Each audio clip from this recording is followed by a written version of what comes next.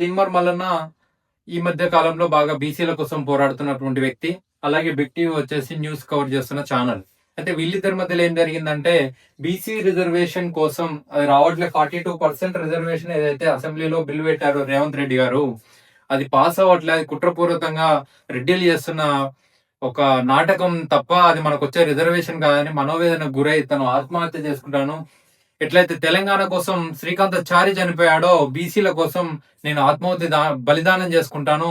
నా ద్వారానైనా బీసీలకు రిజర్వేషన్ వచ్చి వాళ్ళు బీసీలు వాళ్ళకి రావాల్సిన హక్కుల్ని దక్కించుకొని వాళ్ళ ఫ్రూట్స్ ఫలాలు ఏదైతే రిజర్వేషన్ ఫలాలు ఉంటాయో అవి పొందాలన్నా అని చెప్పి ఆ ఆఫీస్ ముందే అతను ఆత్మహత్య చేసుకొని నిప్పండించుకోవడం జరిగింది.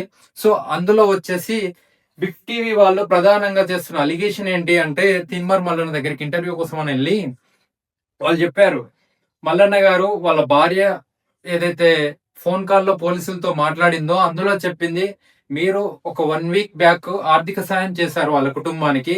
కానీ ఆర్థిక సాయం చేసినట్టుగా ఆ వీడియో పెట్టుకొని మొత్తం ప్రచారం చేయడం వల్ల వాళ్ళు అవమానంగా ఫీల్ అయ్యి వాళ్ళ భర్త చనిపోయాడు. దానికి మీరేం చెప్తారు అని అన్నారు.